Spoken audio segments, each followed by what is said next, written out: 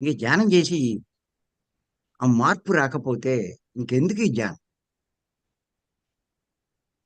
10 మందికి బోధిస్తున్నామే, మనకి అర్హత ఉందా బోధించే అర్హత?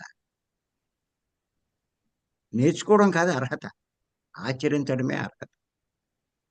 ఏది బోధిస్తున్నామో అది ఆచరించగలుగుతున్నప్పుడే అర్హత వస్తుంది, బోధించే అర్హత. ఇది నా నుంచి రావచ్చు, ఇంకో గొప్ప యోగి ఎవరైనా, మాస్టర్ ఎవరైనా అందించవచ్చు.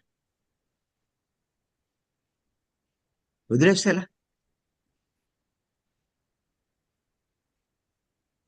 ఈ మాటలు నేను రాసుకోకపోయినా నాకు మర్చిపోతాను. దేనికి సాంగత్యం దేనికి?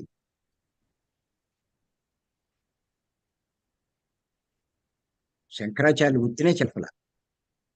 త్రిజగతి సజ్జన సంగతి రేఖ భవతి భవార్జున కరుణే నౌక. మూడు లోకాల్లో కూడా సజ్జనులతో సాంగత్యం మించింది లేదు.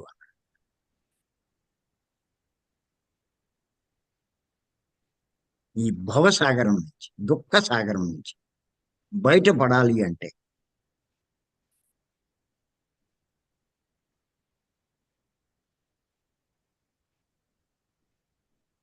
సజ్జన సాంగత్యం మించింది లేదు.